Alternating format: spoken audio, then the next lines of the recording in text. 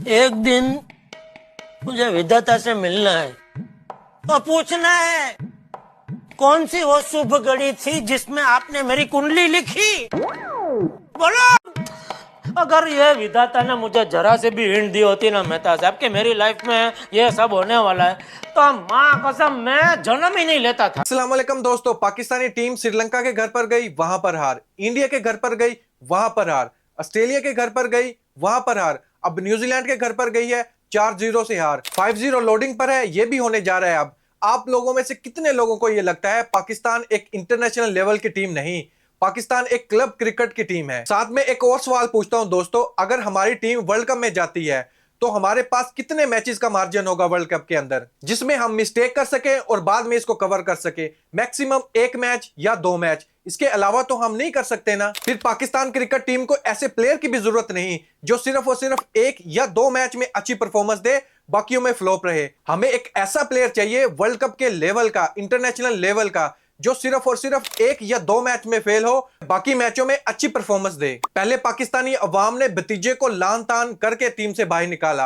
अब लगता है चाचे की बारी है, इसको भी ऐसे ही निकालना पड़ेगा। ये भी जलील होकर निकलना चाहता है। इसने भी अपनी बैटिंग में कोई अच्छी इंप्रूवमेंट नहीं लेके आनी, ना न्यू शॉट मारने, सिर्फ और सिर्फ हर बार शॉर्ट बॉल पर ही आउट हो रहा है। तो इतने टाइम से पाकिस्तानी टीम के साथ क्या कर रहा था? ये जब पाकिस्तानी टीम ऑस्ट्रेलिया में गई टेस्ट मैच के लिए, इसका इंटरव्यू मैं सुन रहा था चाचा का, तो उसमें यह बोल रहा था कि पाकिस्तान को मॉडर्न डे क्रिकेट के हिसाब से खेलना चाहिए। इसका मजीद कहना था कि टेस्ट मैच में भी पाकिस्तानी टीम को रन रेट 5 या 6 पर लेकर चलना चाहिए, फिर ही पाकिस्तान ऑस्ट्रेलिया को बीट कर सकती है। लेकिन इसने T20 में क्या किया आप लोग सब ये देख सकते हैं। जब इसकी खुद की परफॉर्मेंस की बात आई तो इसने कौन सा तीर मार लिए। वर्ल्ड कप में आप सबने देखा इसने क्या किया। अब न्यूजीलैंड के खिलाफ भी आप लोग देख रहे हैं, इसने कौन सी गेंदें गुम कर दी, कौन सी गेंद की सिलाई तोड़ दी। इसको शर्म भी नहीं आई जब ये इंटरव्यू दे रहा था। अगर कोई गलती से इसको चाचा बोल दे तो गुस्सा ऐसे करेगा जैसे ये अगले बंदे को खा ही जाएगा। अगर तेरे पास इतना ही गुस्सा है तो पिच पर दिखाना, गेंद को तोड़, गेंद को गुम कर। वहां पर क्यों गुस्सा कर रहा है? अपनी परफॉर्मेंस पर गुस्सा निकाल। आपका फैन हूं मैं, तो सर इसमें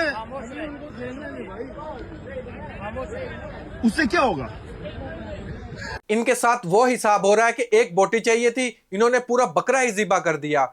ज्यादा सोने अंडे की लालच में मुर्गी के साथ भी कुछ ऐसा ही किया इन्होंने। Modern day cricket, modern day cricket का नारा लगाने वाले आज स्क्रीन से ही गायब हैं। मैं मोहम्मद हफीज प्रोफेसर साहब की बात कर रहा हूं, जिसका कहना था कि पाकिस्तानी टीम अब मॉडर्न डे क्रिकेट के हिसाब से खेलेगी। ऑस्ट्रेलिया से व्हाइट वॉश होने के बाद इसने ऐसी जिम्मेदारी उठाई, अब लाइव मैच में यह नजर आ जाता था, वहां पर भी नजर नहीं आ रहा। पता नहीं किसके पहलू में छुप कर बैठा हुआ है। आप कमेंट बॉक्स में जरूर बताइएगा इसके बारे में। आज अल्लाह अल्लाह करके इन लोगों ने पहले बैटिंग की और बैटिंग भी क्या खूब की। 17 ओवर तक सिर्फ और सिर्फ इनसे 3 ही छक्के लगे। और स्ट्राइक रेट देखोगे तो आप ना ही देखो तो बेहतर है। 6.5 के स्ट्राइक रेट से खेल रहे थे, 17 ओवर कंप्लीट हो चुके थे।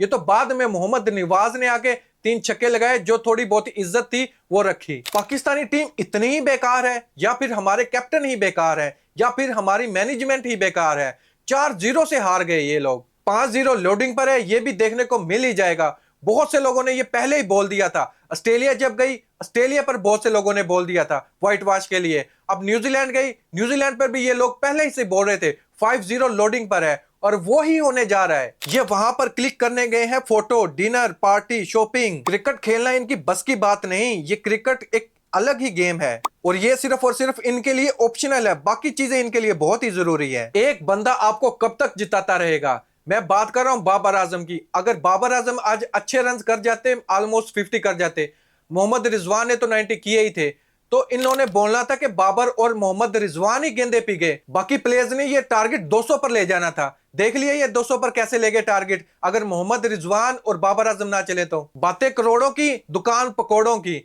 इनसे बढ़कर मीडिया पर बात करने वाला कोई है ही नहीं।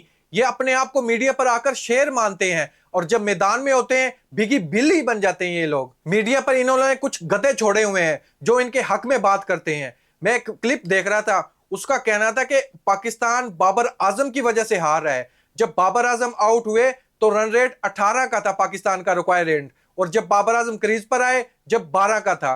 बाबर आजम की वजह से हारे। वो बाकी बंदे क्या करने आए वहां पर? टीम का मतलब क्या होता है, कोई मुझे समझाएगा? फिर आईसीसी ने ये 11 बंदे क्यों रखे हुए हैं? एक ही बंदे को भेज दे मैच खेलने के लिए, 11 को क्यों भेजते हैं? बाकियों की परफॉर्मेंस पर भी बात कर लो, सिर्फ बाबर आजम के पीछे ही क्यों पड़े हो आप हाथ धोकर? दूसरी तरफ शहनशाह अफरीदी का बयान बहुत वायरल हो रहा है, मुसलमानों को खुश करने के लिए मजहब का कार्ड खेल रहा है वो भी।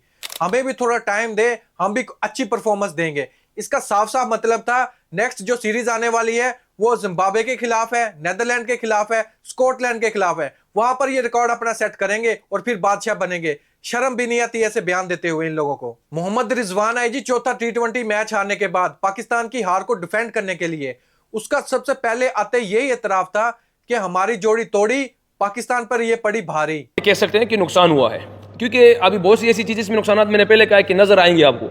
जैसे आप अगर हमारी ओपनिंग पेयर पे बात कर रहे हैं तो मैंने आपको पहले भी कहा है कि मैनेजमेंट, कप्तान की भी हमारी से बात हुई है, हफीज़ भाई की बात हुई है, मगर मैं आपको ये कह सकता हूँ कि यहाँ पे बाबर भाई का बड़ा दिल है। हम दोनों ने एग्री किया था कि कोई इश्यू नहीं, जब जिस तरह आप लोग चीज़ों को देखना चाहते हैं वो कर ले, देख ले। क्योंकि देखिए मुश्किल ये होता है क्योंकि आप बहुत सी चीज़ों को जब तोड़ते हैं और पूरी पाकिस्तान की आवाम इसी को देखती है कि यार हमारी एक चीज़ अच्छी जा रही थी, मगर हमारे जो मेरे ख्याल से मैनेजमेंट ने भी यही देखा कि इसमें से क्या बेस्ट निकाला जा सकता है। शाहिद अफरीदी का आखिरकार उसके दिमाग ने ही रिकॉर्ड तोड़ दिया। शाहिद अफरीदी लगातार 3 टी20 मैच हारे थे न्यूजीलैंड से, लेकिन उसके दिमाग अभी हाथ रोकने का नाम ही नहीं ले रहे। 4-0 से तो हार गए, 5-0 लगी हुई है लोडिंग पर। इसने सोचा होगा मैं पीछे क्यों रह जाऊं, मैं तो रिकॉर्ड तोड़ूंगा शाहिद अफरीदी के, क्योंकि मैं उससे ज्यादा हैंडसम जो हूं। और हटाओ बाबर आजम को कैप्टनसी से, बाबर आजम ने रिकॉर्ड कायम कर दिया था। बाबर आजम वाहिद कैप्टन था जो पाकिस्तान की तरफ से सबसे ज्यादा टी20 मैच जीता था। 10 बहनों को एक भाई पाल रहा था, बाबर आजम भाई। आज बाबर आजम जैसी परफॉर्मेंस दी क्यों नहीं शहनशाह अफरीदी ने? शहनशाह अफरीदी कैप्टन थे ना, तो ब्लेम अपने सर पर लेना। जैसे शहनशाह अफरीदी ने स्टार्टिंग में 3 विकेटें ली, तो एंड में आके क्यों नहीं विकेटें ली? बाबर आजम भी तो स्कोर कर लेता है ना, फिनिश करके नहीं आता। बाबर आजम का कसूर होता है, अब शहनशाह अफरीदी का कसूर क्यों नहीं है? कोई ठोस लॉजिक होना चाहिए क्रिकेट पर बात करने के लिए, कोई अच्छे एनालिसिस देने चाहिए। ये बाबर आजम के पीछे हाथ धोकर पड़े हुए हैं, लगता है इन लोगों ने पैसे लिए हुए हैं जिस वजह से बाबर आजम के पीछे पड़े हुए हैं। अगर पाकिस्तानी टीम से बाबर आजम, मोहम्मद रिजवान और फखर जमान को निकाल दिया जाए, यकीन मानो अगर आपका क्लब क्रिकेट से मैच हो तब भी आप ना जीत सको, ऐसा लेवल हो चुका अब आप लोगों का। दोस्तों मुझे तो नहीं समझ आ रही पाकिस्तानी टीम किस वजह से हार रही है। इनकी गंदी परफॉर्मेंस है या फिर मैनेजमेंट का कसूर है? क्योंकि कैप्टन शान मसूद थे ऑस्ट्रेलिया के खिलाफ, अब शहनशाह अफरीदी है। अगर कैप्टन का एक कसूर होता तो दोनों जगह पर ना होता। ये तो मुझे लगता है मैनेजमेंट का सबसे ज्यादा कसूर है। आप कमेंट बॉक्स में बताएं किसका सबसे ज्यादा कसूर है।